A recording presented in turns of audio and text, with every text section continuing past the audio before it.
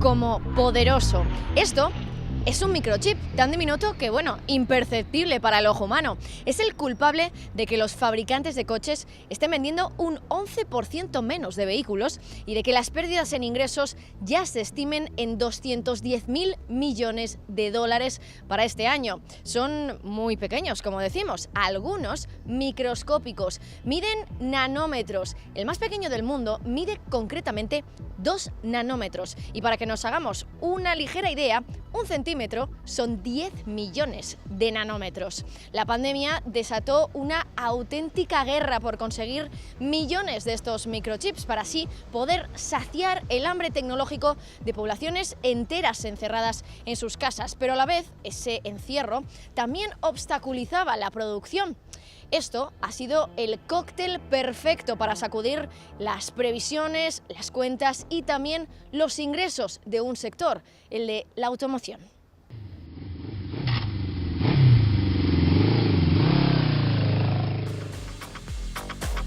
Los microchips ya son parte del cerebro de un vehículo.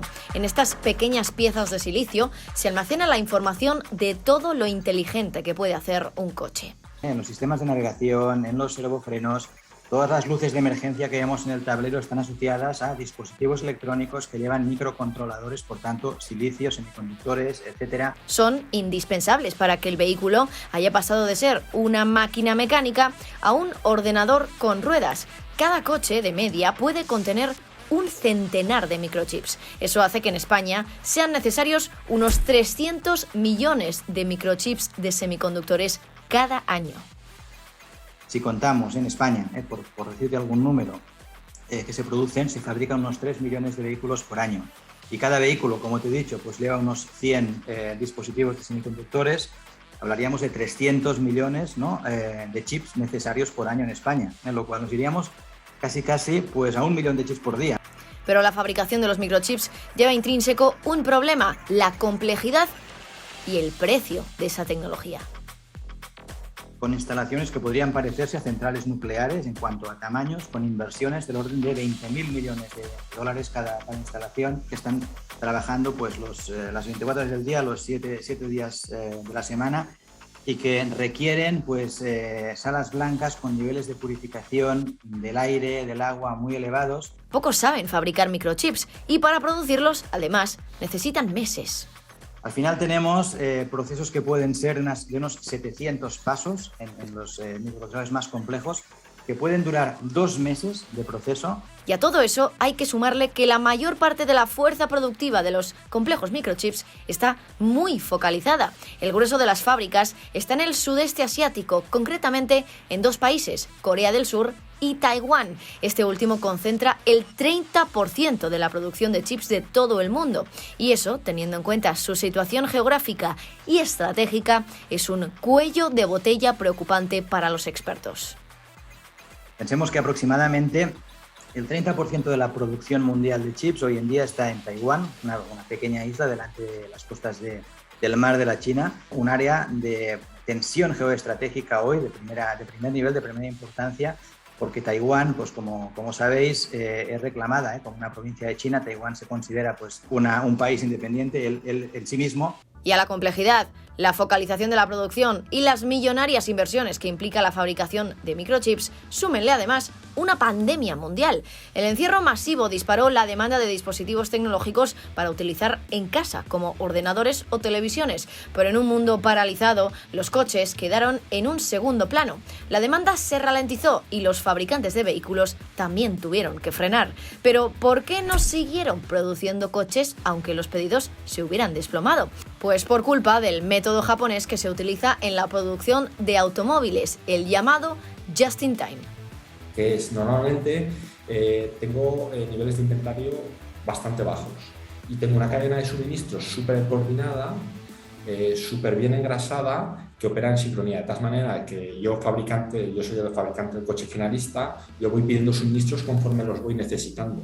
Y esto funciona muy bien si toda la cadena de suministros opera totalmente en sintonía. En el momento que hay disrupciones en una de las patas, toda la cadena se rompe Tras el primer confinamiento, volvió la vida a las calles, volvió el movimiento, los viajes y también la compra de vehículos. La demanda se recuperó rápido. Los fabricantes se apresuraron a pedir chips para poder producir esos coches. Pero las grandes factorías de estas minúsculas piezas de tecnología no daban abasto. Y eso ha provocado que los grandes fabricantes de coches tengan que esperar a la llegada de esos chips para seguir ensamblando automóviles. Por eso la producción se ha desplomado. En el caso de España, la caída alcanza ya el 35% desde noviembre, según datos de ANFAC. La gran pregunta es: ¿cómo ha afectado esto a los grandes fabricantes europeos de automóviles? Hemos buceado en las cuentas del primer semestre de 3 gigantes: Volkswagen, Daimler y BMW. Las cifras a vigilar han sido 4: producción, número de unidades vendidas, ingresos y beneficios.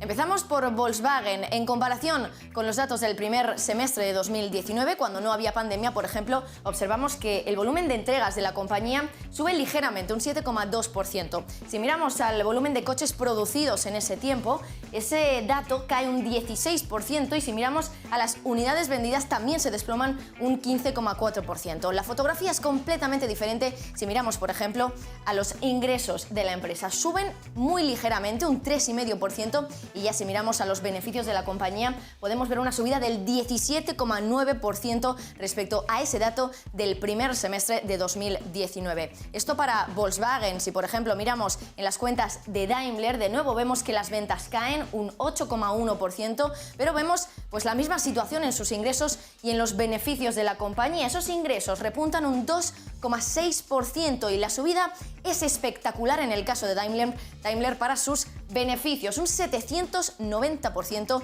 es lo que repuntan, lo que se disparan esos beneficios en el caso de Daimler. Por ejemplo, si miramos las cuentas por último de BMW, también observamos que el volumen de coches producidos cae ligeramente, un 8,1%, y de nuevo esas entregas suben un 7,08%, los ingresos repuntan un 14,9% y de nuevo esos beneficios están subiendo este año 2021 respecto al año cuando todavía no había pandemia, en 2019, subiendo un 268%.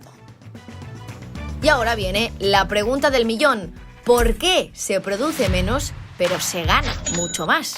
Los fabricantes de coches han encontrado la solución: subir los precios de sus vehículos. La consultora AlixPartners dice que este ha sido el principal catalizador de los beneficios en 2020, cuando el precio medio por automóvil se encareció en $1.700 por cada vehículo.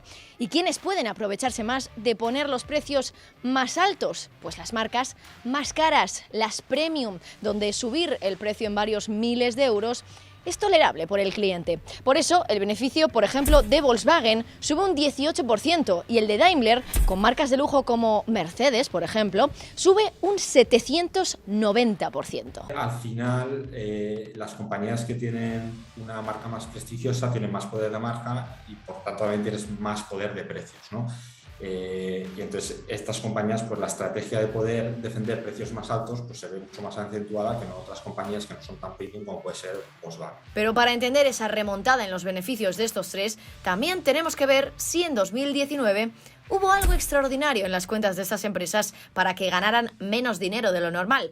Y bingo, las tres realizaron millonarias provisiones por el escándalo del Dieselgate.